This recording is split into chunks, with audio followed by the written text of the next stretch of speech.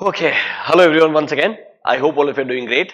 So we'll finally start with the first lecture of our advanced auditing subject. Now, in the introduction lecture, I gave you an overview of how, we are going to overall approach the subject, that is starting with standards on auditing, then eventually we'll go to company audit chapter, then professional ethics, and then, we'll move to your CARO and then the miscellaneous chapter. So without wasting time, let's get started with the auditing standards part. So I'm assuming as of now, you have done your intermediate, you are at a CA final level, so you would have gone through all the important standards from 200 till 700 during your your internship, sorry, during your intermediate syllabus. कुछ थोड़ा सा revision करते हैं, brush up करते हैं, and then will get started. If you remember, आपको statutory audit के अंदर कुछ बेसिक स्टेप्स पढ़ाए होंगे, याद है क्या? कुछ बेसिक 5 स्टेप्स जो एक कोई भी स्टैट्यूटरी ऑडिट में इन्वॉल्व रहते हैं. So how do you really get started with the statutory audit? The first step is understanding the entities, business and its environment. मतलब हम कोई भी एक रैंडम स्टैट्यूटरी ऑडिट को एक्सेप्ट करने से पहले, सबसे पहले वो कंपनी कौन से इंडस्ट्री से बिलोंग करता है, वो कंपनी का एग्जिस्टिंग बिजनेस क्या है, मतलब वो एक ट्रेडिंग कंपनी है, मैन्युफैक्चरिंग कंपनी है, सर्विस इंडस्ट्री से बिलोंग करता है, लेट्स से अब वो किस इंडस्ट्री के अंदर है, तो industry specific laws and regulations का क्या आपके पास में अच्छा एक्सपोजर है. तो basically understanding the entity and its environment एक सबसे पहला स्टेप बनता है before we really get started with the statutory audit. अगर आपको लगता है अंडरस्टैंडिंग ऑफ द एंटिटी या इंडस्ट्री के बाद में कि हाँ आपके पास में अच्छा इस इंडस्ट्री का एक्सपोजर है, और या आपने ऐसे कंपनीज का ऑलरेडी पहले भी ऑडिट किया है, और अगर आपको लगता है that yes you are the right person to take care of such statutory audit, then you go ahead and start with step number 2, that is engagement terms. सुना होगा आपने, एंगेजमेंट लेटर करके रहता है, दैट विल डिस्कस अंडर ऐसे 210. मतलब who prepares the engagement letter, what are the contents of engagement letter, क्या engagement terms को रिवाइज कर सकते हैं बाद में, या कब कब रिवाइज करना कंपलसरी होता है, वो सब 210 में आएगा. तो ना हम अभी स्टैट्यूटरी ऑडिट जब शुरू होता है पहले 5 स्टेप्स को डिस्कस कर रहे हैं. सबसे पहले understanding the entity and its environment. If you believe after that you are good with the organisation, then you go ahead and prepare a engagement letter. फिर वो दोनों पार्टी साइन करेंगे, अग्री करेंगे, और फिर एक्चुअल ऑडिट शुरू होता है. तो बहुत सारे लोग ऐसा बोलते हैं कि पहले 2 स्टेप्स एक्चुअली में इंपॉर्टेंट स्टेप नहीं है. इंपॉर्टेंट स्टेप मतलब they are not the real steps of statutory audit, पर if you really ask me, they both both these steps are the important ones, and then comes the planning part. Now planning is your entire 300 series. I'm sure आपको ऐसे 300, 315, 320, 330 intermediate level पे पढ़ाया होगा, उसका थोड़ा detailed version हम discuss करने वाले हैं यहाँ पर. And once the planning is done, you go to the execution part. Execution includes your 500 series and 600 series. And after all this comes to the last part, the audit reporting and conclusion, that is 700. तो अगर आप मुझे एक overview पूछोगे तो we can say this. One second.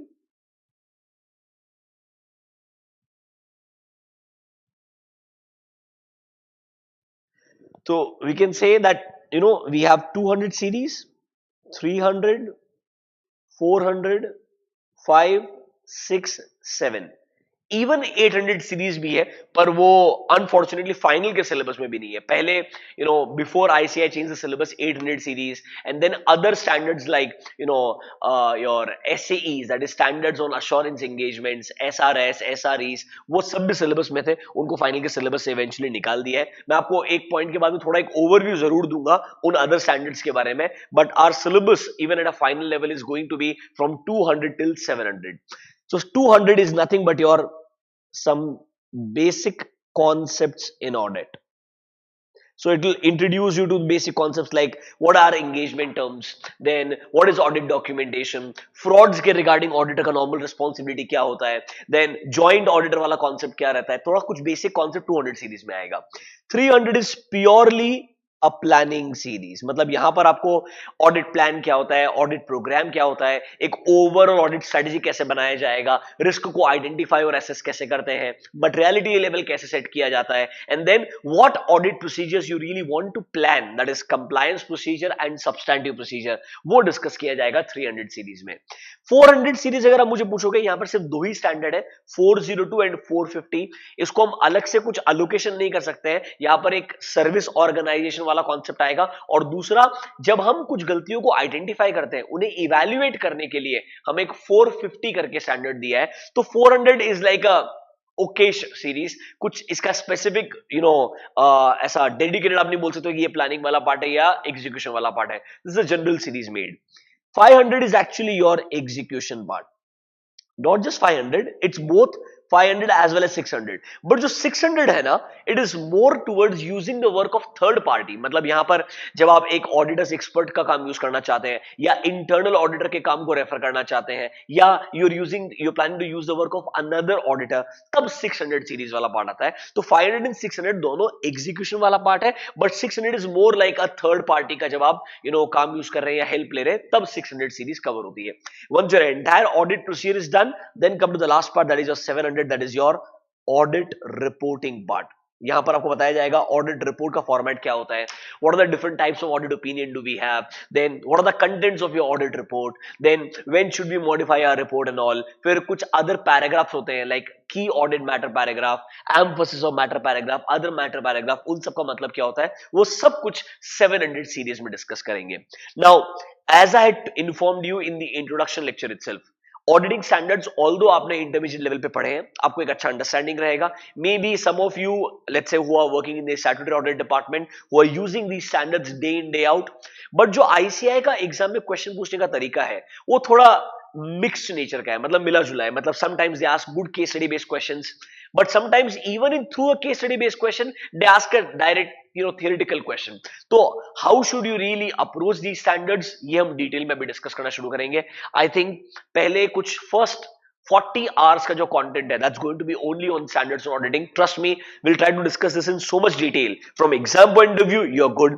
And let's say if you have never worked in a statutory audit department, but post qualification you want to join a statutory audit department in any of the firms across our country, you should be good enough to face the interview to understand what is the main role of these standards. तो उस तरीके से हम पूरा detail में discuss करेंगे. And you know this really well that at least 30 से 35 marks का जो वेटेज है out of 100, more than 30, somewhere between 30 to 35. Rather last November 20 का जो अटेम्प्ट था, as we discussed in the introduction lecture, almost 38 marks के straight forward question auditing standards से आए थे. I'm not even counting MCQs portion. So some of the attempts SS के ऊपर focus बहुत ज्यादा बढ़ जाता है, एग्जॉर्बिडेंट लेवल के क्वेश्चंस आ सकते हैं. So be prepared, this is a area where you have to be very very careful with. And बेटा एक बात और बोलता हूं, ऑडिटिंग स्टैंडर्ड्स ना आपके सिलेबस में सारे हैं, from 200 till 720, all of them are part of your syllabus. Last day आप सारे स्टैंडर्ड्स को पूरा स्टार्ट से स्क्रैच से नहीं पढ़ पाओगे. तो when we are discussing these standards, even at a final level, I am going to ask you to make some running notes during the class. वो रनिंग नोट्स आपको सही में लास्ट डे रिवीजन करने में हेल्प करेंगे to identify मेरे को exactly किस स्टैंडर्ड में कितना पार्ट पढ़ना चाहिए, ताकि मेरे को एग्जाम के हिसाब से भी प्रिपरेशन अच्छा हो जाएगा. So from that perspective please don't take it negligently. I know you will be watching these lectures at home. तुम्हारे पास ऑप्शन है फास्ट फॉरवर्ड करने का. मेरा स्पीड ऑलरेडी बहुत तेज है, ठीक है. ड्यूरिंग रनिंग नोट्स तो मैं थोड़ा और धीरे हो जाएगा comparatively, but I would say don't try to skip things, try to watch every single minute carefully and make good running notes, ताकि आपके लिए लास्ट डे काम करना कम पड़ेगा एंड आपके लिए प्रॉब्ली एक मोर कंफर्ट सिचुएशन बन जाएगी ideally. So without wasting time, let's get started with the auditing standards. Now this I gave you the overview of 5 basic steps in statutory audit, and if you are my student from intermediate level, तुम्हें मालूम रहेगा, I always start with the audit reporting part because I believe थोड़ा audit reporting का basics आना चाहिए, तब बाकी के standards को समझना और easy होता है comparatively. So we're going to follow the same path. We'll start with the audit reporting part. Should we get started, guys? Should we get started? I'm assuming you are saying yes wherever you are sitting. So let's start with SA 700. So let me give you an introduction to audit report first. Now, talking about audit report series, that is a 700 series, we have few important standards here. देखो, यहाँ पर एक old format करके दिख रहा है, एक revised format करके दिख रहा है. So majority of you, I believe, who have written your intermediate in let's say May 19, November 19 onwards, आपको already revised standards पढ़ाए होंगे, and आपको ये बताया होगा that we had 700, 705, 706 as a old standard.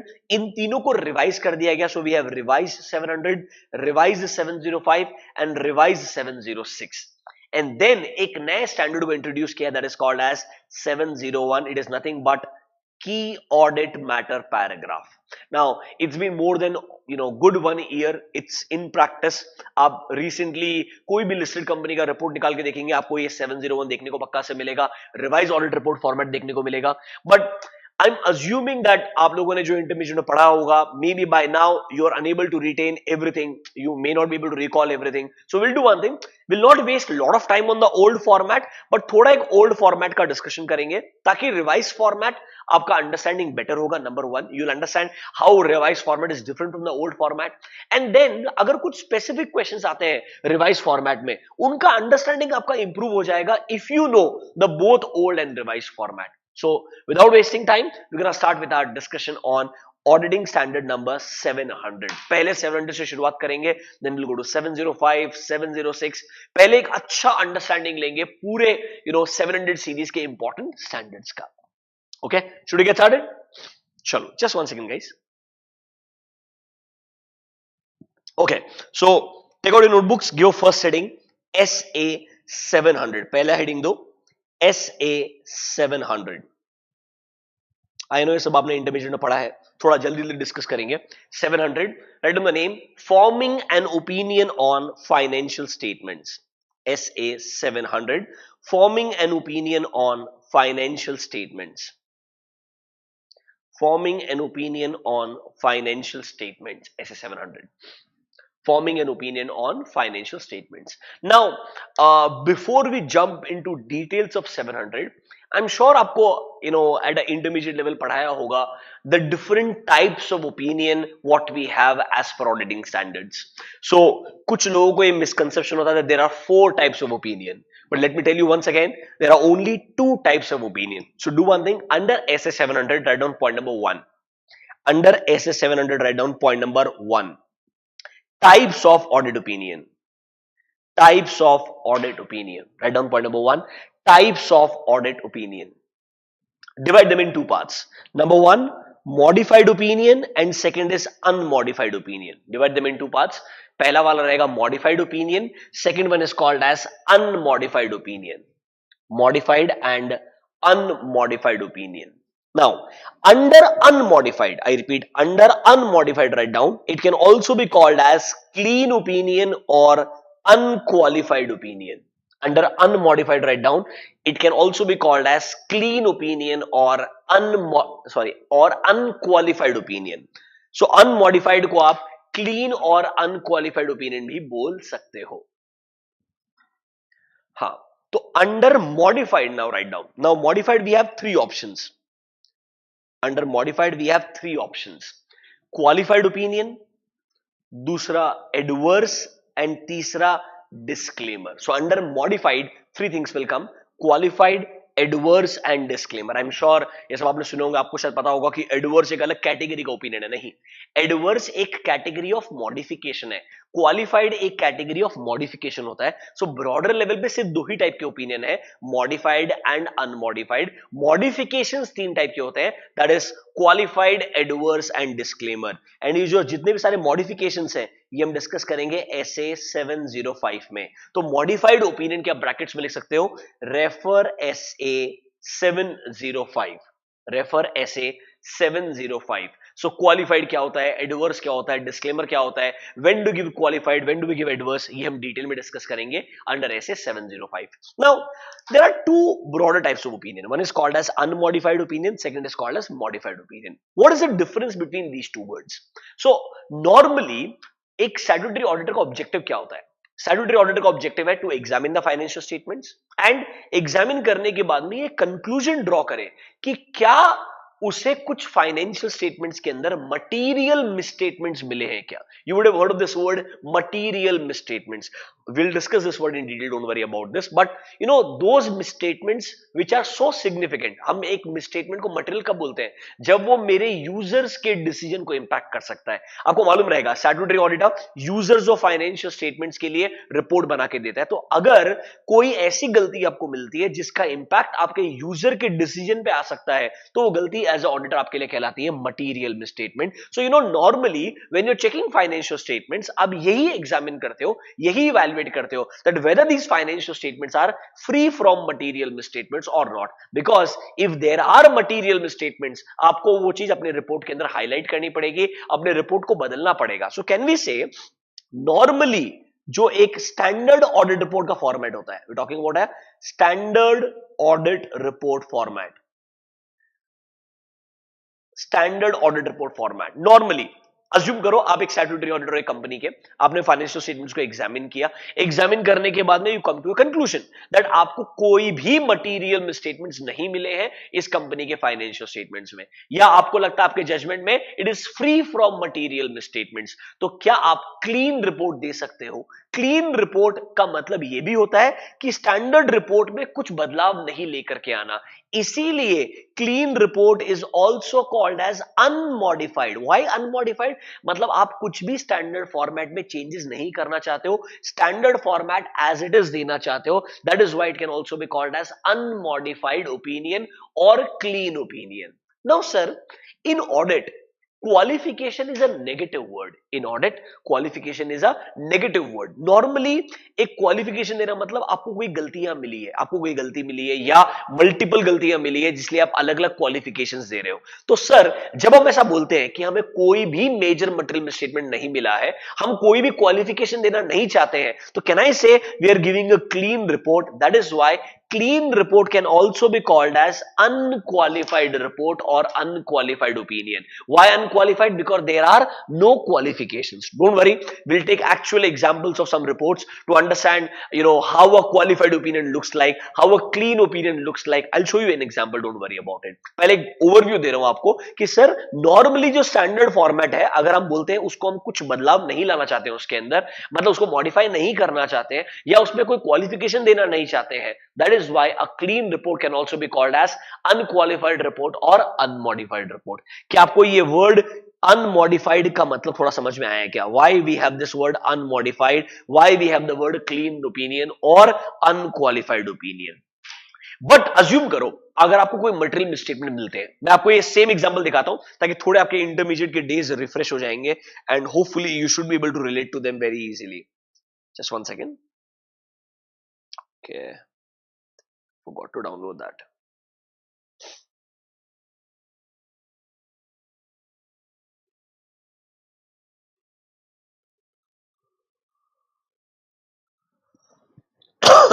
Yeah, so come here, I'll show you one report of SpiceJet. If you remember, long back I started talking about the story of SpiceJet.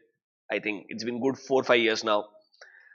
Let me just show you one report, an old report. It will be an old format, doesn't matter, you just need to understand the concept first.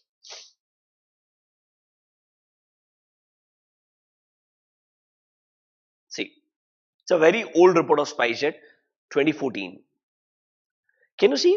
They've used the word qualified opinion or they've used the word basis for qualified opinion. So they've given a qualified opinion, that means they've given a modified opinion. And if I show you another report of SpiceJet where there is no qualified opinion, rather there is a clean opinion, another report, just for your reference. See, SpiceJet again, this is for 2015. Can you see directly one only opinion term is used? That means they have not used the word qualified opinion. So this is like a clean opinion where you believe the financial statements are giving a true and fair view. जबकि qualified opinion जब आप बोल रहे हो तब आप बोलोगे that yes, everything is true and fair except, see, in our opinion and to the best of our information and explanation given to us, except for the effects of matter, जो हमने ऊपर वाले पैराग्राफ में describe किए हैं, इसके अलावा financial statements are giving a true and fair view. जबकि 2015 की रिपोर्ट में आपने बोला है कोई भी ऐसे एक्सेप्शनल मैटर्स नहीं है, सब कुछ ट्रू एंड फेयर है. कैन आई से वो एक क्लासिक एग्जांपल है old format of clean report का, और ये एक एग्जांपल है मॉडिफाइड रिपोर्ट का, जब आपने रिपोर्ट को मॉडिफाई किया है. देखो आपने रीजन दिया है कि कंपनी ने इंटरेस्ट के लिए 74 मिलियन का प्रोविजन नहीं क्रिएट किया था एक रेलेवेंट ईयर के लिए, and 74 million is a very important amount for SpiceJet. Auditor के जजमेंट में वो मटेरियल है, इसीलिए उसने एक क्वालिफाइड ओपिनियन बना करके दिया है। मतलब सर थोड़ा बात समझो, आपको अनमॉडिफाइड ओपिनियन तब आता है जब आपको लगता है financial statements are free from material statements, और in other words they are giving a true and fair view. Modified opinion तब आएगा व्हेन देयर आर सब मटेरियल स्टेटमेंट्स। अच्छा, मॉडिफाइड कब कब आएगा, कैसे आएगा, वो सब 705 में डिस्कस करेंगे। अभी सिर्फ एक ओवरव्यू दे रहा हूं that how modified and unmodified two words and two different opinions exist. सिर्फ एक ओवरव्यू था। जब हम धीरे धीरे अभी और ऑडिट रिपोर्ट के एलिमेंट्स को डिस्कस करना शुरू करेंगे, कंटेंट्स ऑफ ऑडिट रिपोर्ट का डिस्कस करना शुरू करेंगे, आपका क्लैरिटी और आपका अंडरस्टैंडिंग इंप्रूव होगा। I hope a basic understanding of what is unmodified opinion and what is modified opinion clear to you all. ठीक है, आगे बढ़े। We'll discuss what is qualified, what is adverse, what is disclaimer. When we reach 705, we'll discuss all of them in detail. अभी के लिए ठीक है बेटा, चलो आगे बढ़ते हैं। सो अभी के लिए टाइप्स ऑफ ओपिनियन दो हो गए हमारे पास, modified and unmodified. Now let's understand what are the elements और contents of an audit report. मतलब नॉर्मली एक ऑडिट रिपोर्ट में क्या आता है, we'll take some examples, we'll discuss them in detail slowly, ताकि आपको एक पूरे ऑडिट रिपोर्ट का ब्रॉडर लेवल ऑफ अंडरस्टैंडिंग आएगा। कुछ चीजें मे बी मैं बोलूंगा आपको कि रेस्पेक्टिव ऐसे में डिस्कस होगी, बट ओवरऑल एक ब्रॉडर अंडरस्टैंडिंग जरूर आपको मिल जाएगा। Should we get started? Write down point number 2, elements or contents of an audit report. Elements or contents of an audit report. Elements or contents of an audit report. Elements or contents of an audit report. Now this was a very common question at an intermediate level. At a final level they can ask you good MCQs. See, पूरा syllabus, the entire final का syllabus आपको detail में क्यों समझना है, because MCQ can come from anywhere. Do you get my point? And for that there is no special preparation required. आपको पूरा syllabus का इन डेप्थ अंडरस्टैंडिंग होना चाहिए, हर जगह बच्चा कंसेप्चुअल क्लैरिटी होना चाहिए। Let them ask a question at any place. वो बोलने के लिए केस स्टडी बेस्ड क्वेश्चन बनाता है, अल्टीमेटली तुम्हारा बेसिक कॉन्सेप्ट टेस्ट कर रहा है एमसीक्यू के अंदर। तो दो study marks you don't have to prepare separately, you have to be very careful during the lectures, that will be more than sufficient. So let's get started with the basic elements. तो एक काम करते हैं, पहले ना फटाफट से old format को डिस्कस करेंगे, उसको समराइज कर लेंगे, then will move on to the revise format जो सबसे इंपॉर्टेंट है। मैं वापस से ये प्रैक्टिस क्यों फॉलो कर रहा हूं, ताकि अगर आपको डिफरेंस समझ में आएगा, आपको रिवाइज फॉर्मेट बेटर अंडरस्टैंडिंग देगा, और अगर एग्जाम में कोई क्वेश्चन भी आया तब भी आप उसको आसानी से मतलब लिख पाओगे, समझ पाओगे, अंडरस्टैंड कर पाओगे। इसीलिए I know we have to invest more 15-20 minutes in the old format, but it will be worth it, trust me, if there is ever a question related to the revise format. Should we get started? Okay, now basic elements. सबसे पहले हम बात करते हैं old format. तो आप एक काम करो, लिखो point number 1, old audit report format. Write down, old audit report format. तो हम एक काम करते हैं, एक ओल्ड ऑडिट रिपोर्ट निकाल लेते हैं, स्पाइसजेट वाला निकाल लेते हैं, और धीरे धीरे डिस्कस करना शुरू करते हैं। Old audit report format. चलो, सबसे पहले क्या आएगा? सबसे पहले आएगा title. What is the title? Independent auditors report. तो आप एक काम करो, नोटबुक में लिखते भी जाओ, साथ साथ में डिस्कस भी करते जाएंगे। Write down number A, under old format number A, title. सबसे पहले आएगा टाइटल। नॉर्मली टाइटल में क्या आता है? Independent auditors report. सो टाइटल के आगे डैश करके लिखो इंडिपेंडेंट ऑडिटर्स रिपोर्ट। सबसे पहले आ गया टाइटल, डैश करके लिखो independent auditors report. Independent auditors report. Then write down point number B, addressee. मतलब ये रिपोर्ट किसको एड्रेस किया जा रहा है? ये report normally members of the company को एड्रेस करते हैं, शेयर होल्डर्स को एड्रेस करते हैं। So write down point number B, addressee dash members of X Y Z. जो भी कंपनी रहेगी उसके नॉर्मली मेंबर्स को एड्रेस किया जाता है। Number B, addressee, members of X Y Z. So we have title, we have addressee. Then comes your opening paragraph or introductory paragraph. Write down point number C. Opening paragraph or introductory paragraph. Opening paragraph or introductory paragraph. Now, what is your opening paragraph or what is your introductory paragraph? मतलब हमने इस company का audit किया है, तो company का नाम क्या है, कौन से पीरियड के लिए ऑडिट किया है, किस चीज का ऑडिट किया है, एक बेसिक इंट्रोडक्शन रहेगा। देखो we have audited the financial statements of SpiceJet Limited, which comprises balance sheet, profit and loss account, cash flow statement, notes to accounts, and आज की तारीख में SOCE भी आता है, those companies which complies with Ind AS, that is statement of changes in equity. तो ये क्या है मेरे लिए? ओपनिंग पैराग्राफ जैसा है, मतलब हमने किस कंपनी का ऑडिट किया है, किस पीरियड के लिए ऑडिट किया है, किस चीज का ऑडिट किया है, वैसा एक इंट्रोडक्शन वाला पार्ट रहेगा. तो ओपनिंग और इंट्रोडक्टरी पैराग्राफ डैश करके लिखो. It includes name of the entity, comma period audited, name of the entity, comma period audited, comma details of financial statement elements,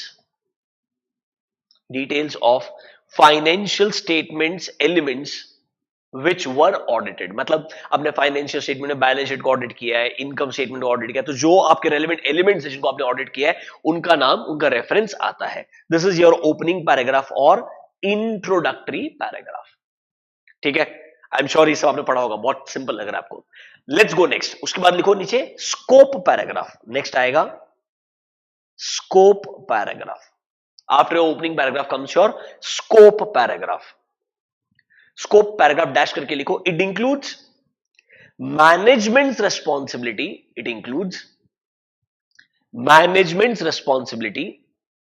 for preparation of financial statements, management responsibility for preparation and presentation of financial statements, management responsibility for preparation and presentation of financial statements, comma, and auditors responsibility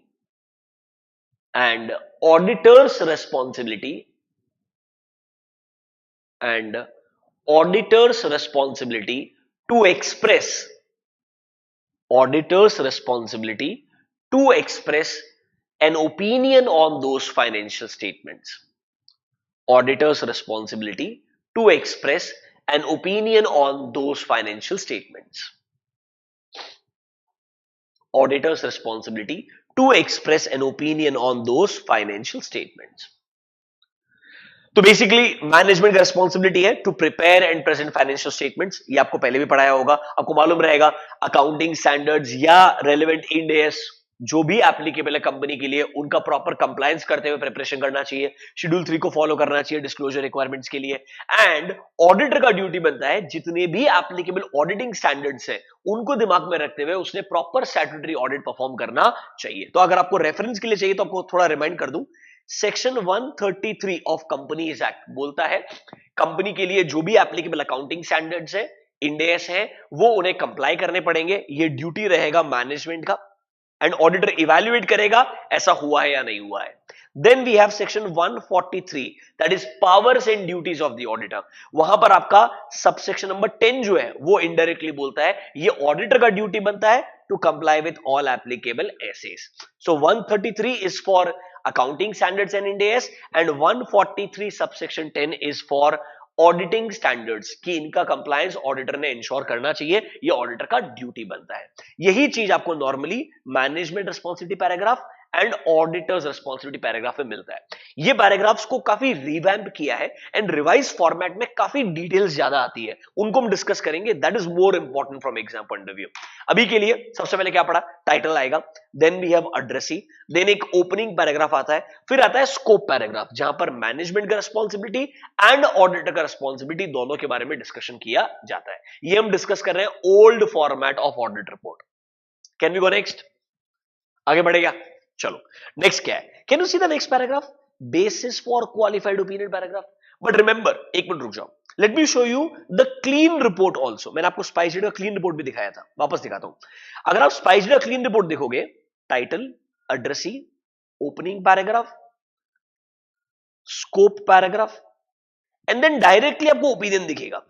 मतलब old format में अगर आप clean report दे रहे हो तो directly opinion आएगा, basis for modified opinion paragraph नहीं आएगा। मतलब सर अगर आप क्लीन रिपोर्ट दे रहे हो तो कोई बेसिस पैराग्राफ आता ही नहीं है, डायरेक्टली ओपिनियन पैराग्राफ आता है। बट अगर आप एक मॉडिफाइड ओपिनियन दे रहे हो तो आपको पहले एक बेसिस देना पड़ेगा, रीजनिंग देना पड़ेगा कि आप क्यों मॉडिफाइड ओपिनियन एक्सप्रेस करना चाहते हो, और फिर आपका एक्चुअल मॉडिफाइड ओपिनियन आएगा। तो आप एक काम करो, write down the next point, basis for, write down the next element, basis for modified opinion paragraph. Write down basis for modified opinion paragraph.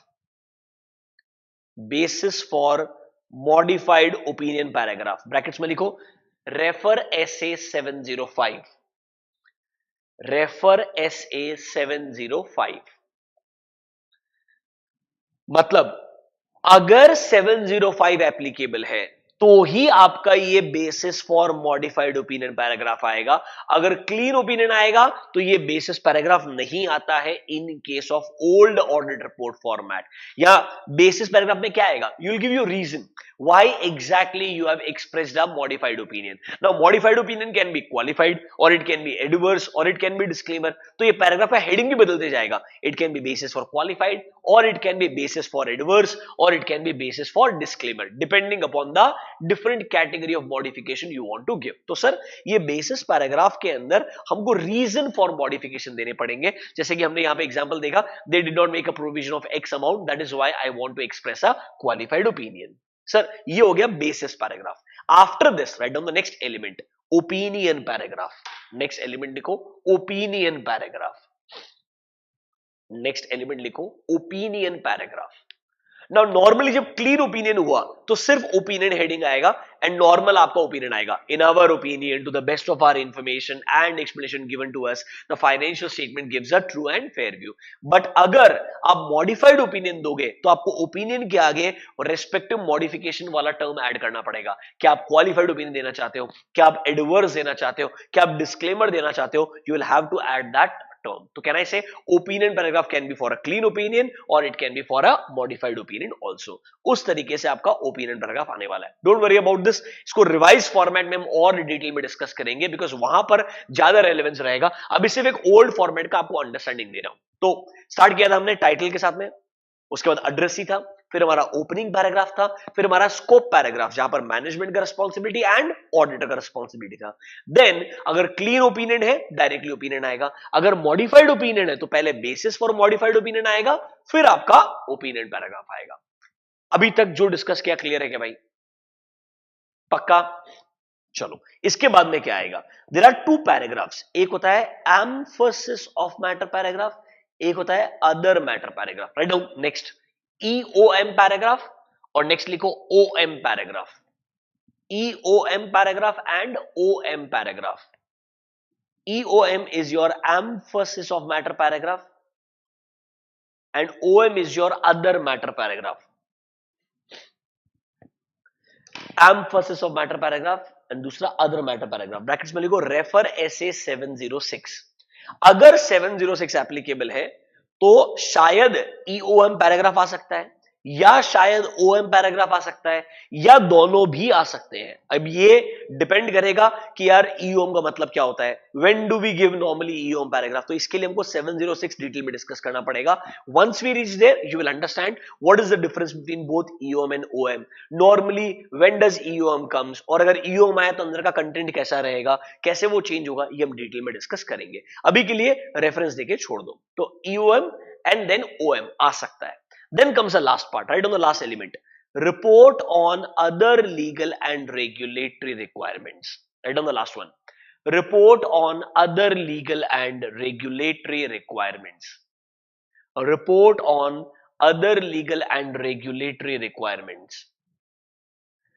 Dash करके लिखो refer section 143 subsection 3. Refer section 143 subsection 3, comma 143 subsection 11, 143 subsection 11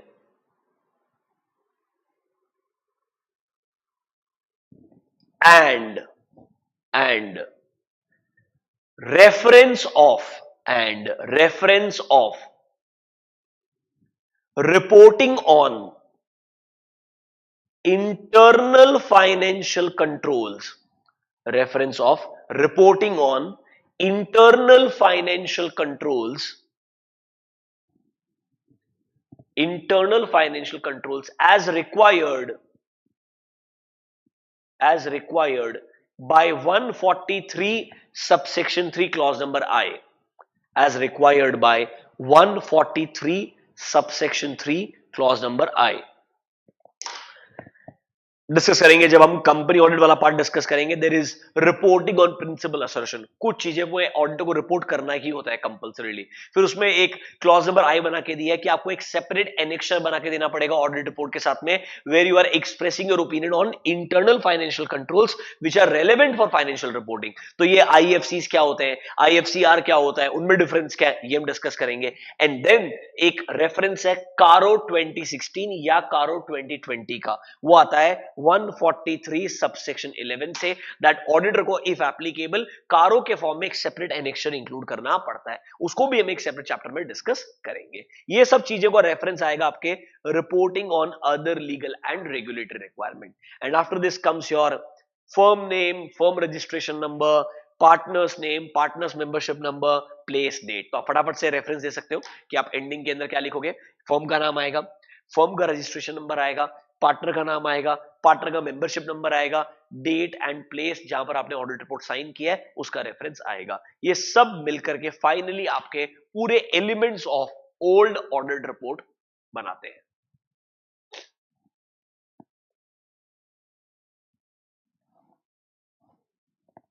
elements of old audit report complete होते हैं।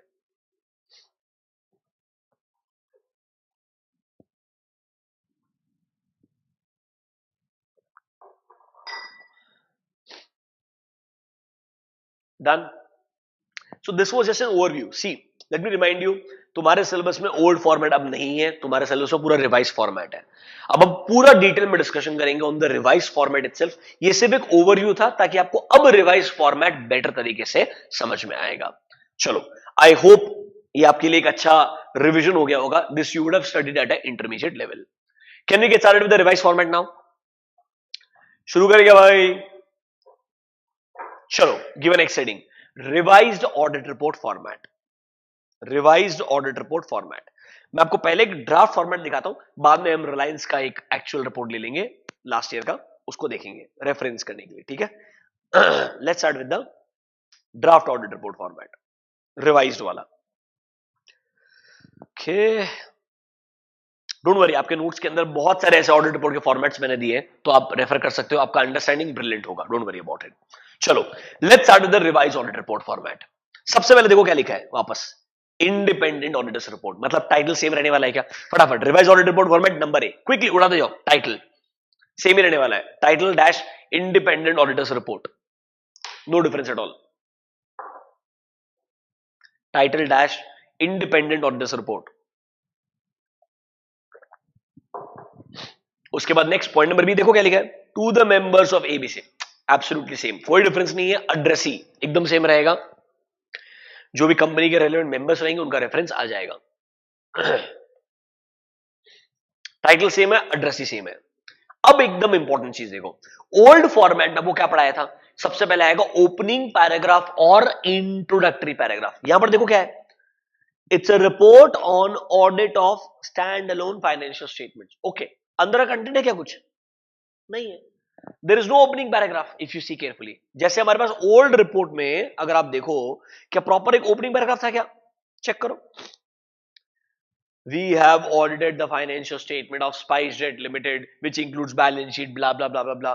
अब revise format अगर आप देखोगे तो उस रिवाइज फॉर्मेट में आपको ये ओपनिंग सिर्फ एक स्टेटमेंट दिख रहा है, that it's a report on audit of financial statement. So where is the opening paragraph? And wait, directly देखो आपको क्या दिख रहा है, ओपिनियन दिख रहा है। बट यहां पर नोटिस करो, ओपिनियन के अंदर आपके पास में दो अलग अलग पैराग्राफ्स है, ओपिनियन के अंदर आपके पास में दो अलग अलग पैराग्राफ्स है। अब एक काम करो, read the first part of opinion with me. देखो, we have audited the financial statements of ABC limited, relevant period ये है, उसके अंदर क्या क्या है सर? बैलेंस शीट आता है, प्रॉफिट एंड लॉस अकाउंट आता है, कैश फ्लो स्टेटमेंट आता है, नोट्स टू अकाउंट्स आता है, including summary of significant accounting policies and other explanatory information. It looks like उन्होंने क्या किया, ओपिनियन पैराग्राफ हेडिंग के अंदर ही दो अलग अलग पार्ट्स बना दिए। पहले आएगा इंट्रोडक्टरी पार्ट और फिर देखो एक्चुअल ओपिनियन आएगा, in our opinion into the best of our information. Now if you really ask me, ऐसा कोई टेक्निकल कॉन्सेप्ट नहीं है मेरे हिसाब से।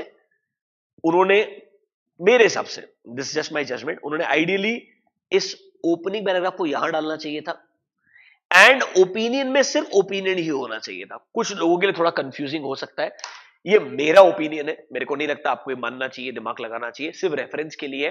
आज की तारीख में सिर्फ पहले एक स्टेटमेंट आता है that it's a report on audit of financial statement, ये एसएफएस के ऊपर रिपोर्ट है, सीएफएस के ऊपर रिपोर्ट है, वैसा एक स्टेटमेंट आएगा, उसके बाद सीधा हेडिंग आएगा ओपिनियन, उसमें पहले इंट्रोडक्शन वाला पार्ट आएगा, फिर एक्चुअल ओपिनियन आएगा। Is this clear to you? आपको डिफरेंस क्लियरली समझना चाहिए ओल्ड फॉर्मेट और रिवाइज फॉर्मेट में। कभी कभी वो इवन कैसे एलिमेंट्स आते हैं, किसमें क्या आता है, उस पर भी क्वेश्चन एमसीक्यू के फॉर्म में आ सकता है। So it is possible, that is why we are going in so much detail. So do one thing, under elements title हो गया है, address ही हो गया है, लिखो point number C, लिखो point number C, a statement, a statement, a statement that it's a report on, that it's a report on audit of standalone financial statement. A statement that it's a report on audit of standalone financial statements. सिर्फ ये statement आएगा that it's a report on audit of standalone financial statements. इसके बाद directly आएगा opinion heading. So write down point number D, opinion heading, opinion heading, opinion heading dash करके लिखो आगे। In the revised audit report format, मैं language ऐसा लिखवा रहा हूं ताकि आपका पूरा अंडरस्टैंडिंग, आप लिख रहे हो, समझ रहे हो। आपको एग्जाम में ये नहीं लिखने का है, एग्जाम में ये अंडरस्टैंडिंग के बेसिस पे जो क्वेश्चन आएगा that you should be able to answer. ठीक है, तो ओपिनियन हेडिंग डैश करके लिखो। In the revised audit report format, opinion heading, in the revised audit report format, opinion heading includes, opinion heading includes two separate paragraphs. Opinion heading includes two separate paragraphs, wherein includes two separate paragraphs, wherein the first paragraph, wherein the first paragraph is actually the introductory paragraph. The first paragraph is the introductory paragraph, which includes name of the entity, comma, period for which financial statements are audited, name of the entity, comma, period for which financial statements are audited, and details of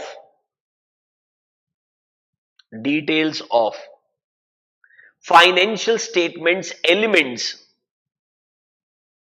details of financial statements elements covered during the audit, covered during the audit. Details of the financial statement elements covered during the audit. तो ये आपके opinion heading में पहला paragraph है, which is actually nothing but your opening paragraph or introductory paragraph. Continue करो. And the second paragraph is the actual opinion paragraph. Second paragraph is the actual opinion paragraph. Actual opinion paragraph. ना आपके दिमाग में doubt आएगा, देखो मुझे बताओ, old format में जब क्लीन ओपिनियन था तब तो कोई प्रॉब्लम था ही नहीं। क्लीन ओपिनियन के केस में डायरेक्टली क्या था भाई, ओपिनियन आता था सीधा सीधा, and there was nothing called as basis for opinion paragraph. Yes और no? Sir can I say clean opinion के अंदर सिंपल स्ट्रेटजी था. In case of clean opinion we just had opinion, no basis for opinion paragraph. ये था ही नहीं, it didn't exist. समझ लो मेरा बात. तो कहना इसे जब मॉडिफाइड ओपिनियन आएगा तो ये बेसिस भी आएगा प्लस ओपिनियन पैराग्राफ आएगा, जो मैंने आपको दिखाया था एक सैंपल.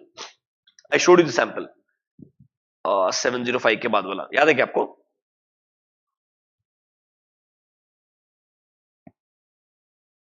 One second. 706 के बाद में ही रहा. देखो, आपने प्रॉपर एक बेसिस फॉर मॉडिफाइड ओपिनियन बनाया था और उसके बाद में ओपिनियन बनाया था. रिवाइज फॉर्मेट में पहले ओपिनियन आता है, उसके बाद में बेसिस फॉर ओपिनियन आता है. उसके बाद में क्या आता है? Basis for opinion. But wait, सबसे इंटरेस्टिंग चीज दूसरा है. इधर देखो clearly, you will see even in case of a clean audit report, even in case of a clean audit report, आपको एक पैराग्राफ मिलेगा that is called as basis. देखो ये क्लीन रिपोर्ट है, क्लियरली बोल रहे हैं हम ट्रू एंड फेयर व्यू दे रहे हैं. यस और no, that financial statements are giving a true and fair view. अब देखो, can you see a heading called as basis for opinion. मतलब the biggest difference which I want to highlight, in the old format, if you were giving a clean opinion, there was no basis for opinion heading at all. In the revised audit report format, अगर आप clean report भी दे रहे हो ना, तब भी एक heading आता है, उसको बोलते हैं basis for opinion heading. इसको include किया है पहली बार in the revised audit report format, ताकि clean report के लिए भी आप ये basis paragraph बनाओ. Now, some of you will ask me, sir, क्या logic है इसका? जब हम मॉडिफिकेशन दे रहे हैं तो रीजन फॉर मॉडिफिकेशन देना चाहिए, इसलिए बेसिस आता है. तो ये जब क्लीन रिपोर्ट है तब बेसिस का फायदा क्या है? अरे यार मेरे को एक बात बताओ, नॉर्मली जब का स्टैंडर्ड ऑडिट रिपोर्ट होता है ओल्ड फॉर्मेट, उसमें ओपिनियन पैराग्राफ पढ़ के एक लेमैन क्या समझ सकता है कि आपने एग्जैक्टली किया क्या है? It's very difficult to understand. So it's more sensible कि थोड़ा क्लैरिटी रहे, थोड़ा ऑडिटर इस चीज को एक्नॉलेज करे दैट भाई नॉर्मली क्लीन ओपिनियन तक आने के लिए भी मैंने एग्जैक्टली क्या काम किया है, क्या मैंने ऑडिटिंग स्टैंडर्ड्स को कंप्लाई किया है, क्या मैं इंडिपेंडेंट था, क्या मैंने कोड ऑफ एथिक्स को फॉलो किया है पूरा का पूरा, क्या मैंने proper sufficient and appropriate audit evidences को ऑब्टेन किया है या नहीं किया है. एटलीस्ट एक बेसिक एक्नॉलेजमेंट तो बनता है कि नहीं बनता है. इसीलिए basis for opinion paragraph include किया गया है.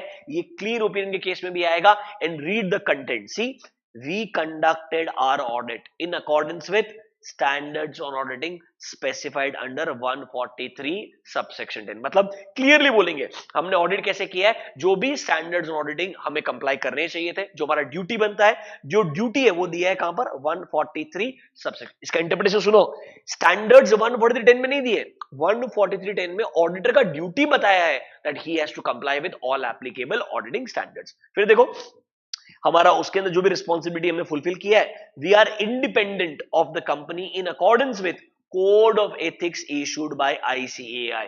आपके सिलेबस में एक चैप्टर है प्रोफेशनल एथिक्स करके, वहां पर हम जो कोड ऑफ एथिक्स है उसका पार्ट 1 क्या है, पार्ट 2 क्या है, क्लॉजेस क्या बोलते हैं फर्स्ट शेड्यूल के, सेकंड शेड्यूल के क्लॉजेस क्या बोलते हैं, सब डिस्कस करेंगे. वहां इंडिपेंडेंस पे एक स्पेशल फोकस दिया है. एंड रिसेंटली इंडिपेंडेंस के रिगार्डिंग डिटेल्ड स्टैंडर्ड्स बनाए हैं. वो आपके सिलेबस में नहीं है बट एक ओवरव्यू जरूर आपको मिलेगा. तो मतलब सर ये क्लियरली बोला गया है हमने हमारा ड्यूटी फुलफिल किया है, that we have complied with auditing standards which is required as per 143 subsection 10. हम इंडिपेंडेंट हैं एंड हमने जो भी रेलेवेंट कोड ऑफ एथिक्स के फंडामेंटल प्रिंसिपल्स हैं उनको फॉलो किया है. एंड सबसे important, we believe that audit evidence what we have obtained is sufficient and appropriate, जिसके बेसिस पर हमने फाइनल ओपिनियन दिया है. कैन आई से ये paragraph in the revised audit report format हमेशा आएगा, चाहे अब आप क्लीन ओपिनियन दो, चाहे आप मॉडिफाइड ओपिनियन दो, ये बेसिस फॉर ओपिनियन हमेशा आने वाला है. और ये जो अंदर का कंटेंट है ना, ये हमेशा आने वाला है. I will show you one more example, but ये हमेशा आएगा. Keep that in mind. Is this clear? This is one of the biggest difference between the old format and the revised format. Late me show you another revised audit report format only, but the modified opinion example. एक example और दिखाता हूं आपको.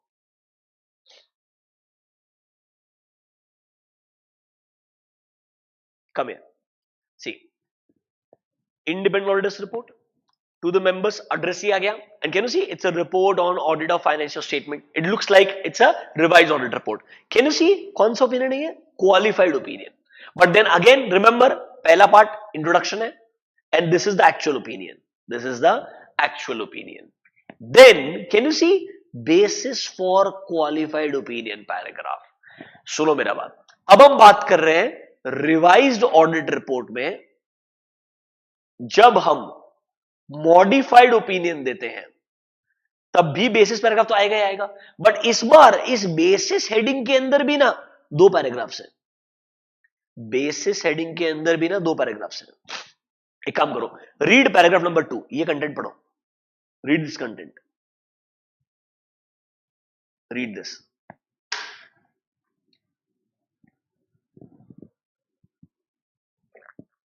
क्या exact same content है कि जब भी आपका नॉर्मल रिपोर्ट आएगा 14310 वाला duty, code of ethics comply करने वाला duty, sufficient and appropriate audit evidence obtain करना ही पड़ेगा, एंड जो पहला पार्ट है this is your actual reason for modification, this is your actual reason for modification. मतलब sir basis for opinion clean report अगर है सिर्फ ये पैराग्राफ आएगा जो नॉर्मली हमने इंश्योर किया to come to a conclusion. अगर मॉडिफाइड हुआ तो दो पैराग्राफ्स आएंगे, ठीक है। I hope this is clear to you. Notebooks, write down next point. आपका ओपिनियन पैराग्राफ हो चुका है, write down the next heading, basis for opinion heading, write down the next point, basis for opinion heading, basis for opinion heading, dash करके लिखो, as per revised audit report format, as per revised audit report format, basis for opinion heading, as per revised audit report format, basis for opinion heading should be included,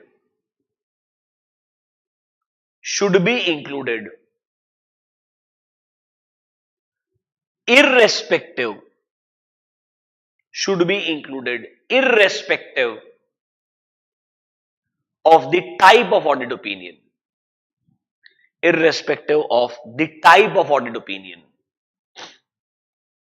irrespective of the type of audit opinion. That means even in case of a clean report, that means even in case of a clean report, basis for, even in case of a clean report, basis for opinion heading should be included. Even in case of a clean report, basis for opinion heading should be included. Full stop, continue. This will include the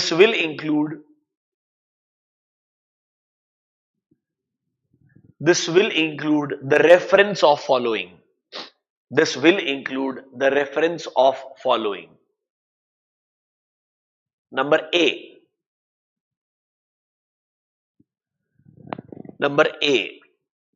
Auditor has conducted his audit. Auditor has conducted his audit in accordance with essays, as specified duty under 143 subsection 10, specified duty under 143 subsection 10. Number 2, auditor is independent,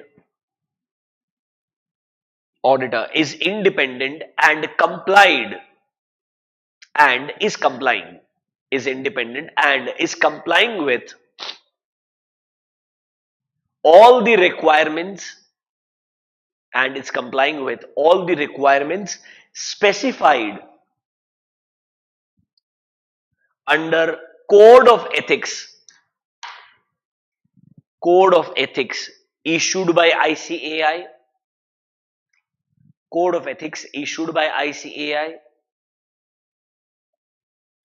and number 3, code of ethics issued by ICAI, and number 3, Auditor has obtained sufficient and appropriate audit evidences. Auditor has obtained sufficient and appropriate audit evidences to provide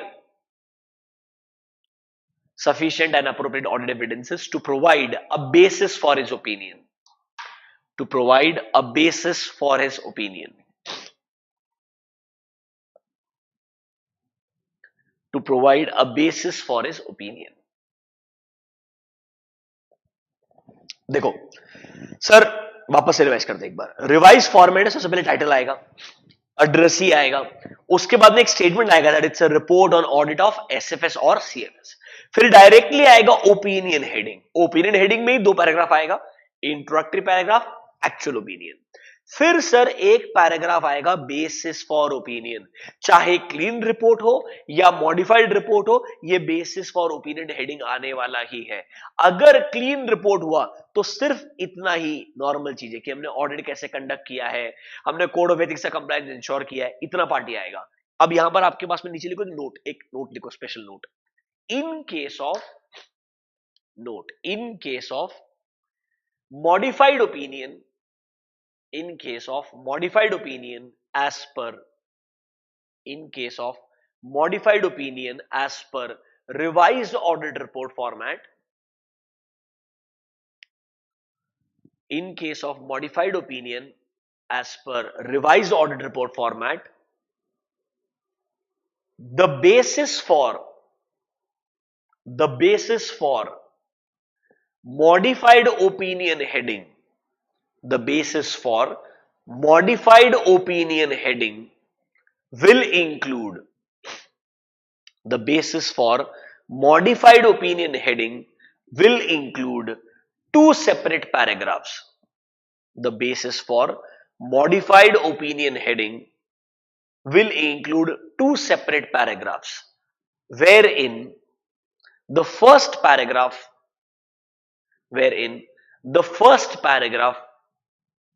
will include the actual reasons for modification,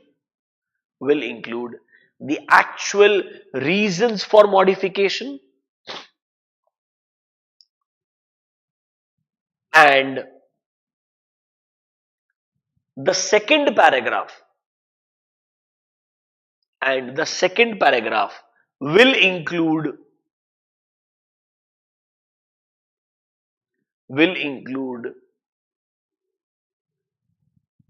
the references as discussed above, will include the same references as discussed above,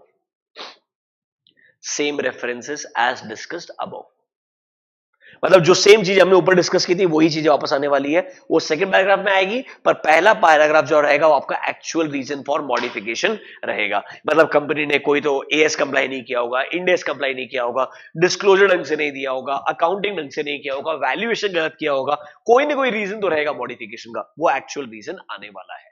तो अभी के लिए opinion heading and bases for opinion या modified heading clear होना चाहिए. Now सुनो मेरा बात. जैसे मैंने आपको बताया कि आपके ओल्ड फॉर्मेट में we had something called as EOM paragraph. थोड़ा इंपॉर्टेंट है, please, I want everyone's attention now. EOM paragraph, OM paragraph. Revise format में हमारे पास ईओएम तो है ही है, ओएम भी है, प्लस एक नया पैराग्राफ है that is called as key audit matter paragraph. ये ऐसे 701 की वजह से आया है, ये दोनों ऐसे 706 की वजह से. तो सर रिवाइज ऑडिट रिपोर्ट में कैम भी आएगा, ईओएम भी आएगा, ओएम भी आएगा. ऑब्वियसली डिपेंड करता है 701 एप्लीकेबल है क्या, 706 एप्लीकेबल है क्या. मतलब यहां पर 2 ही थे, यहां पर 3 पैराग्राफ है. इसके अलावा भी एक बहुत इंपॉर्टेंट चीज है, one additional important element which I want all of you to be aware of. ठीक है, एक बहुत इंपॉर्टेंट एलिमेंट है. इधर आओ, let me show you that. मैंने आपको पहले भी चीज बताई है, फिर भी डिटेल में डिस्कस करते हैं.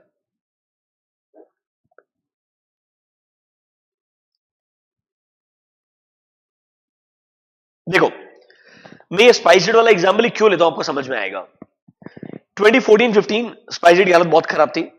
It was almost about to become Kingfisher.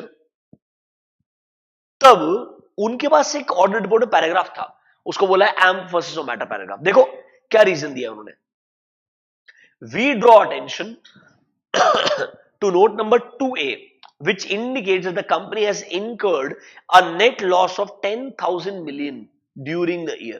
Let me remind you, currently SpiceJet turnaround strategy apply करने के बाद में एक इंडिया का one of the leading airlines है along with Indigo. Do you get my point? And obviously COVID-19 वाला time निकाल दे तो उसके अलावा they have been doing exceptionally well. And during this 2014 time, the SpiceJet share was trading somewhere around 15 to 16 rupees per share. From there, it went to 150 also, pre-COVID levels I'm talking about. And then obviously, during COVID, everything fell. And still, this industry is still struggling. I'm sure you're aware of that. But abhi ke liye, 2014-15, they had a huge amount of losses. They see, the company's total liabilities exceeds its total assets by 10,000 million. These conditions with other matters, जो हम बताने वाले हैं, indicate existence of a material uncertainty regarding the company's ability to continue as a going concern. मतलब sir ये situation देख के लगता है शायद कंपनी के गोइंग कंसर्न पे क्वेश्चन आ सकता है। यहां पर मटीरियल अनसर्टेनिटी क्या है? मटीरियल अनसर्टेनिटी मतलब ऐसा नहीं है गोइंग कंसर्न प्रॉब्लम है, ऐसा लग रहा है प्रॉब्लम आ सकता है। ये matter emphasis of matter paragraph में इंक्लूड किया गया था 2014 की रिपोर्ट के अंदर। Now let me show you a revised audit report का format.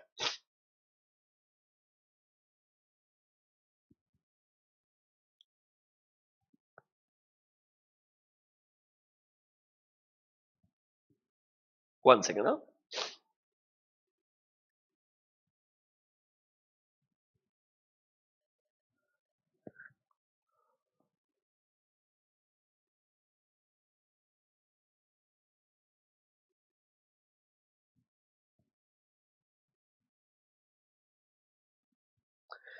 So we have SF570 that is going concern. उसके अंदर एक एडिशनल चीज मतलब रिवाइज ऑडिट रिपोर्ट के अंदर एक नया चेंज लाया गया। देखो ढंग से format, title, addressee, report on audit of financial statement, can you see opinion heading directly आ गया, बेसिस फॉर ओपिनियन हेडिंग आ गया।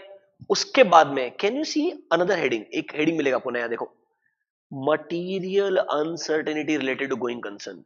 रीड द कंटेंट, पढ़ के देखो। दिस वाज इंट्रोड्यूस इन 2018, 2018 में आया, पढ़ के देखो अंदर कंटेंट एक बार।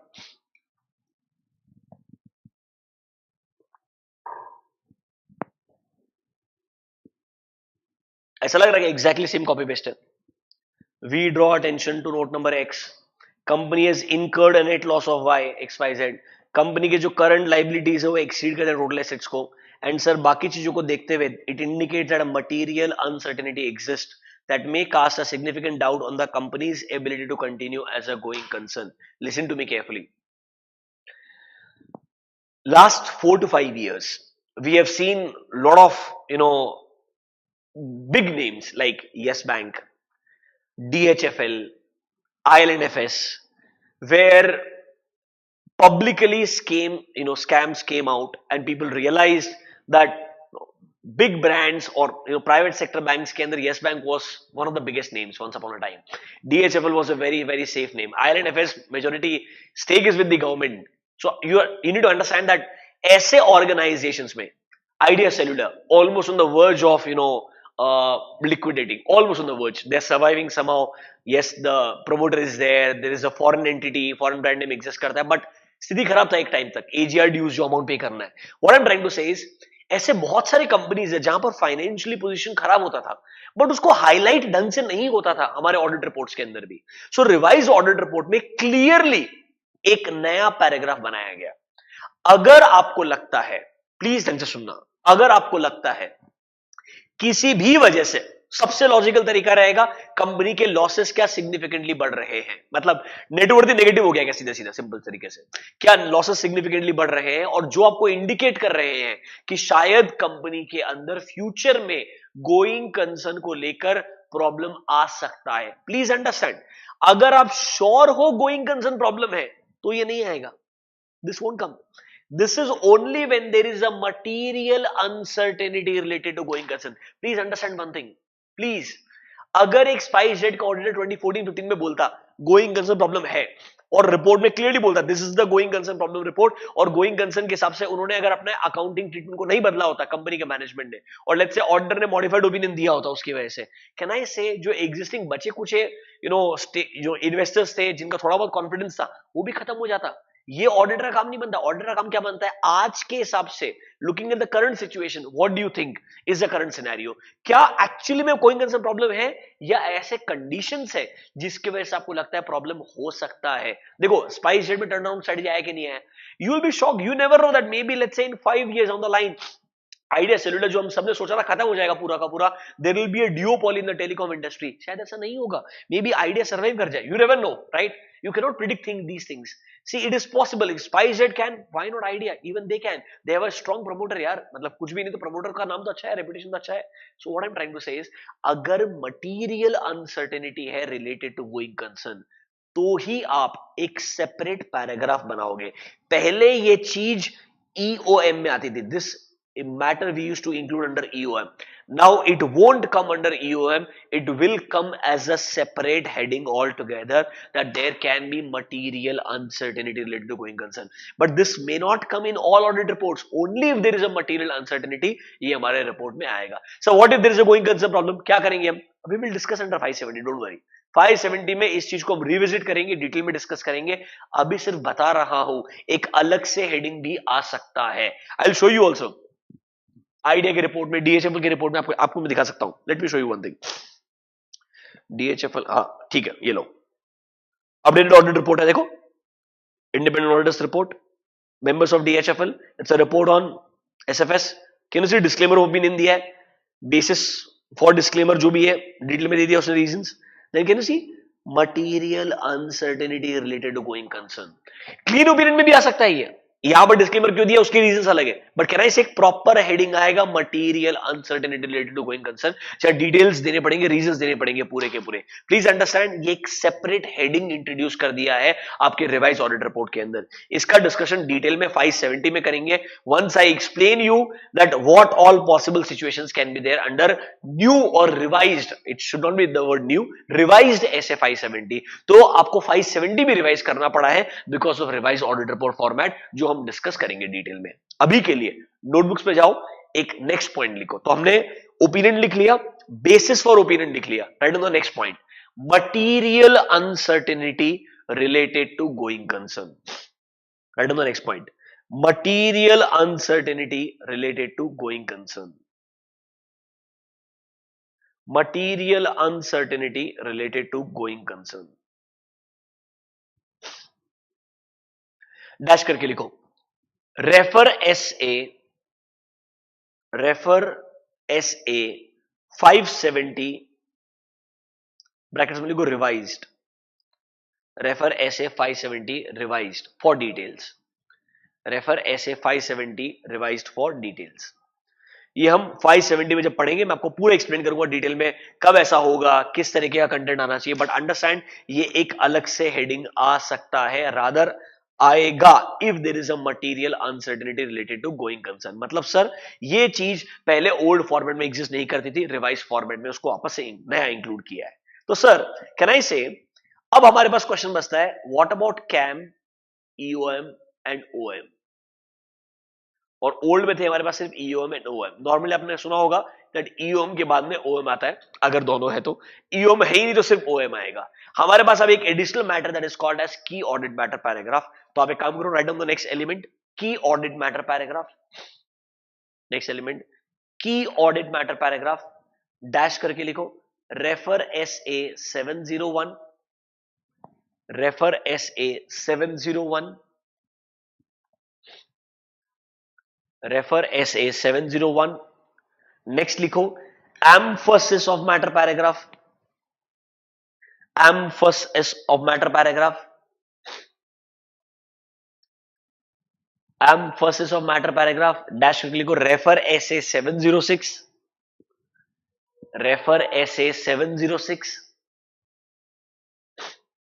यहां पर एक नोट लिखो, इंपॉर्टेंट नोट, इसके नीचे एक नोट लिखो. Note as per revised audit report format, as per revised audit report format, EOM paragraph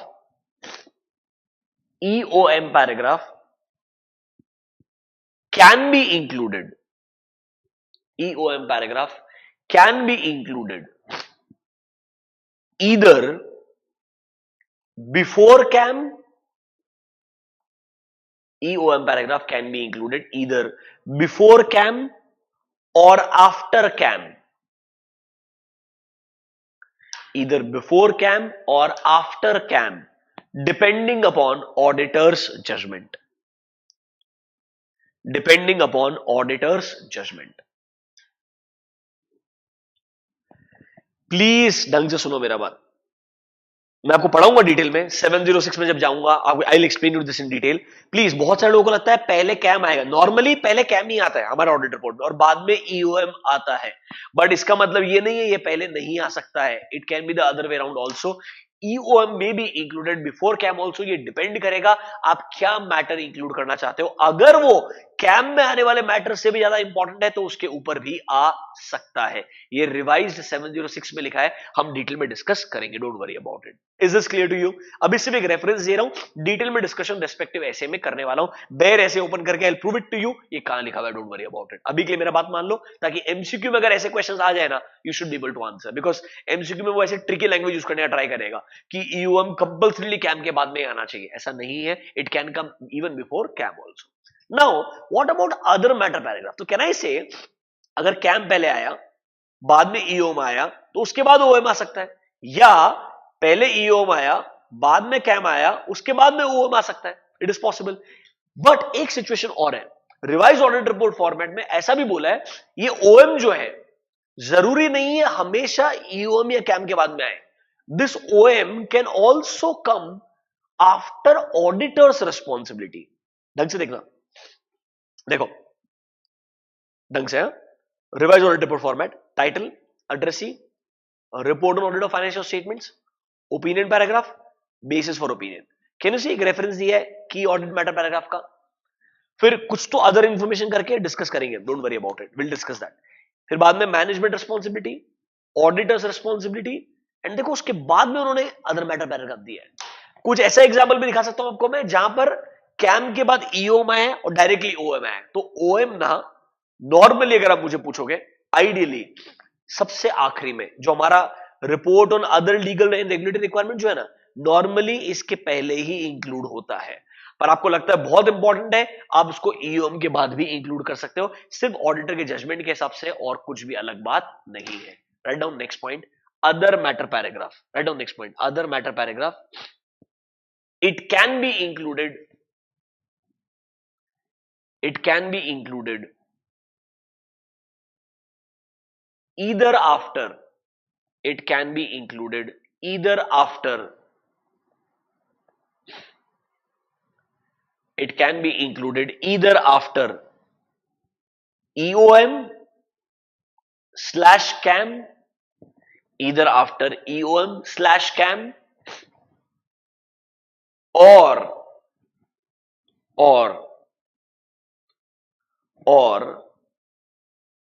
right before,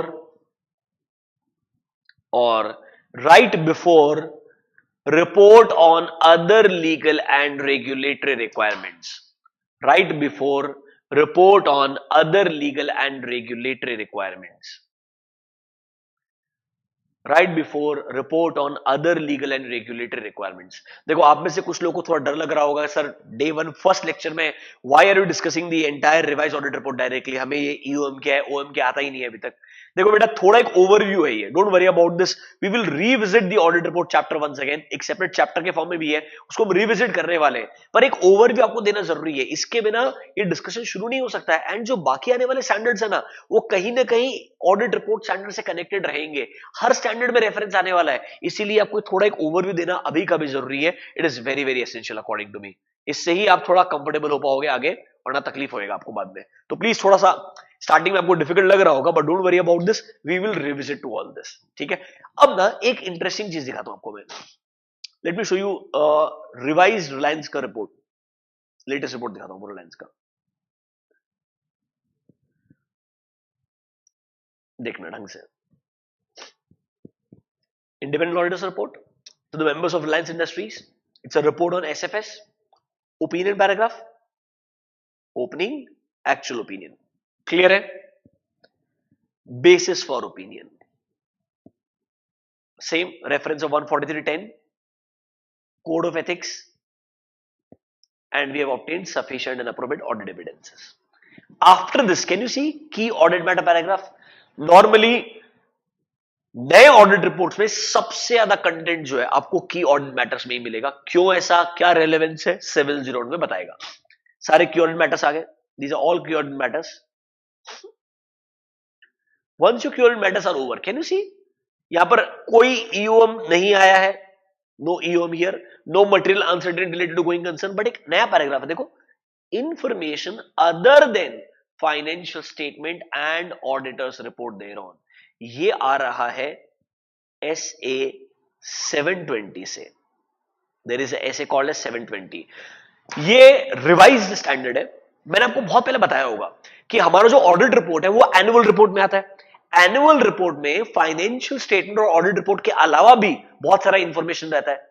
क्या ये हमारे स्टैट्यूटरी ऑडिटर का ड्यूटी बनता है, उसने एटलीस्ट एक बार उस एनुअल रिपोर्ट को गो थ्रू करना चाहिए और प्राइमा फेसिया उससे कुछ अगर गलत इंफॉर्मेशन दिख रहा है तो उसके रिगार्डिंग एक्शन लेना चाहिए. ये रिस्पॉन्सिबिलिटी 720 में दिया है एंड ये अब से एक अलग से पैराग्राफ बन के हमारे रिपोर्ट में आता है. नॉर्मली ये कैम और ईओएम के बाद में इंक्लूड होता है, बट देन अगेन सब्जेक्टिव है. अगर ईओएम है ही नहीं, ओएम है ही नहीं, डायरेक्टली कैम के बाद में आ सकता है. तो नोटबुक में एक नेक्स्ट एलिमेंट लिखो, information. Right down next point.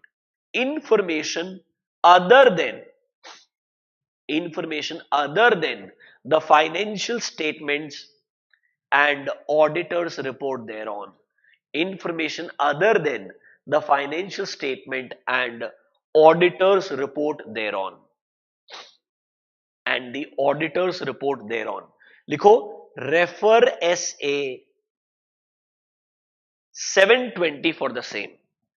Refer SA 720 for the same. Refer SA 720 for the same. हम उसको डिटेल में डिस्कस करेंगे, डोंट वरी अबाउट दिस. और आपको समझ में आएगा कि ये पैराग्राफ का रेलेवेंस क्या है. अच्छा स्टैंडर्ड है. एंड रिसेंटली नवंबर 20 एग्जाम के अंदर 720 के ऊपर एक क्वेश्चन भी पूछा गया है, जिसका मतलब ये नहीं है कि आने वाले 2 एग्जाम के अंदर कभी एक क्वेश्चन नहीं आ सकता है. ऑब्वियसली थोड़ा चांसेस कम है, बट ये रिवाइज स्टैंडर्ड है जिसपे ऑलरेडी रिसेंटली क्वेश्चन पूछा गया था. क्या क्वेश्चन था, कैसे आंसर करना है, हम डिस्कस करेंगे. Don't worry about this. ठीक है. अब देखो हमारी रिपोर्ट में बचा क्या है. फाइनली वो 2 चीजें बची है, management responsibility and auditors responsibility. Right on next point. responsibilities of management for preparation and presentation of financial statements. Responsibilities of management for preparation and presentation of financial statements. Responsibilities of management for preparation and presentation of financial statements. And अगला heading लिखो, auditor's responsibility for the audit of these financial statements. Auditor's responsibilities for the audit of these financial statements. For the audit of these financial statements.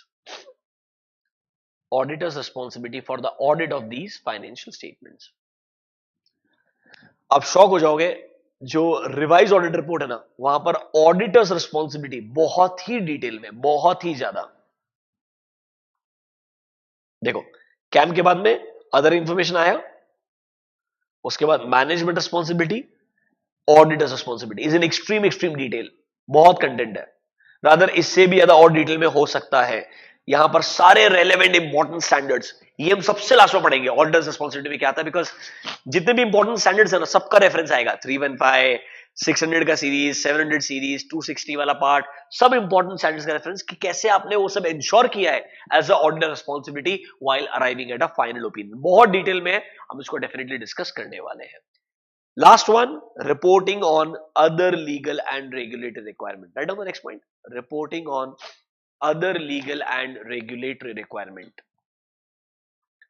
Reporting on other legal and regulatory requirement. Same 143 subsection 3, 143 subsection 3 clause number I and 143 subsection 11. Content नहीं बदलेगा, सिर्फ heading ऊपर नीचे कर दिया है उन्होंने, बस ये वाला लास्ट हेडिंग ही रहता है हमेशा से, report on other legal and regulatory requirement. And सबसे लास्ट में वही firm name, firm registration number, partners name, partners membership number, place, date, signature, वो टाइम पास चीज है।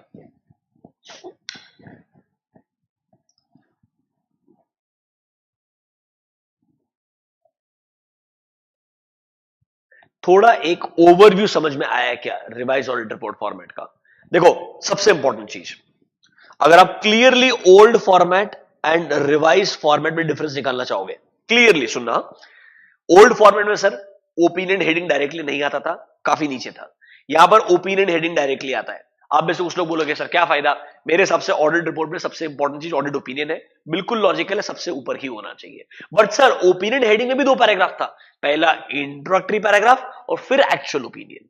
फिर सर ये जो बेसिस फॉर ओपिनियन पैराग्राफ है, बेसिस फॉर ओपिनियन पैराग्राफ, ये ओल्ड फॉर्मेट में क्लीन रिपोर्ट के लिए आता ही नहीं था, बट ये कंपल्सरीली रिवाइज फॉर्मेट में आएगा, चाहे क्लीन रिपोर्ट हो या मॉडिफाइड रिपोर्ट हो, फर्क नहीं पड़ता है।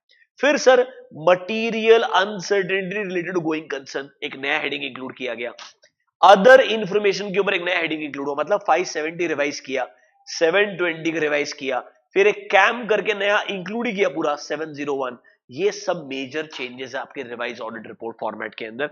ये चेंजेस आपको अच्छे से पता होने चाहिए। देखो जैसे हम 701 पढ़ेंगे आपका अंडरस्टैंडिंग इवॉल्व होगा, आपको पता चलेगा कैम क्या है, कैम और ईओ में डिफरेंस क्या होता है, रिलेशनशिप क्या पढ़ेंगे, 570 पढ़ेंगे रिवाइज गोइंग कंसर्न में बेटर क्लैरिटी आएगा, 720 पढ़ाऊंगा वो अदर इंफॉर्मेशन पैराग्राफ में क्या आएगा ये भी समझ में आएगा। तो अभी सिर्फ एक इंट्रोडक्शन दे रहा हूं आपको कि भाई ऑडिट रिपोर्ट के ओवरऑल एलिमेंट्स क्या होते हैं, एग्जाम स्पेसिफिक क्वेश्चंस, अंदर के रेलेवेंट कंटेंट्स, आपका अंडरस्टैंडिंग धीरे धीरे धीरे धीरे और ब्रिलियंट तरीके से ग्रो होगा। पहले 5-10 दिन आपको थोड़ा डिफिकल्ट लग सकता है, but once you get in the pace, एक बार ऑडिट रिपोर्ट का प्राइमा फेशियल अंडरस्टैंडिंग आ गया ना, you will be at the next level, trust me. उसके बाद जो भी नेक्स्ट स्टैंडर्ड पढ़ेंगे सब कुछ आपको केक वॉक लगेगा, बिकॉज वो मेजोरिटी सेंटर्स आपको इंटरमीडिएट में पढ़ाए हुए हैं, तो आपको यहां पर ज्यादा तकलीफ नहीं आने वाली है। I hope you understand this. So this was like an overall introduction to the overall audit report part. 700 खत्म नहीं हुआ है, 700 डिटेल में डिस्कस करना पूरा बाकी पड़ा है। सिर्फ आज ओल्ड फॉर्मेट क्या है, रिवाइज फॉर्मेट क्या है, दो टाइप ऑफ ओपिनियन क्या होते हैं, what is modified opinion, what is unmodified opinion, दोनों में जनरली डिफरेंस क्या होता है, बस एक ये इंट्रोडक्शन था फर्स्ट लेक्चर के अंदर। सो एज ऑफ नाउ आपको मैंने इंट्रोडक्शन लेक्चर में बताया कि हमारा अप्रोच कैसे रहेगा। ऑडिटिंग स्टैंडर्ड्स पहले पढ़ेंगे, डिटेल में पढ़ेंगे, फिर कंपनी ऑडिट, फिर प्रोफेशनल एथिक्स पे जाएंगे, and then we will discuss the CARO part, and eventually सब खत्म होने के बाद में मिसलेनियस चैप्टर्स। पूरा मैंने आपको चैप्टर वाइज वेटेज बताया, एग्जाम के सबसे इंपॉर्टेंट क्या है। फिर फाइनली इस लेक्चर में हमने शुरुआत किया कि सर ऑडिटिंग स्टैंडर्ड्स के अंदर हम सबसे पहले ऑडिट रिपोर्ट से शुरुआत करेंगे, तो इंट्रोडक्शन टू ऑडिट रिपोर्ट यही खत्म होता है। अब 700 का डिटेल वाला वर्जन आएगा, 705 का मतलब मॉडिफिकेशन क्या होता है, कब मॉडिफिकेशन आएगा, फिर हम जाएंगे आगे रेस्पेक्टिव एसेस के ऊपर। सी पहले एक दो तीन लेक्चर थोड़ा सा बहुत धीरे धीरे जाएंगे, and then once you are comfortable with the reporting part, बाकी स्टैंडर्ड्स आपको तकलीफ नहीं आएगी, will be able to go little quicker comparatively. ठीक है guys, I hope it was a great experience, thank you, enjoy, bye bye.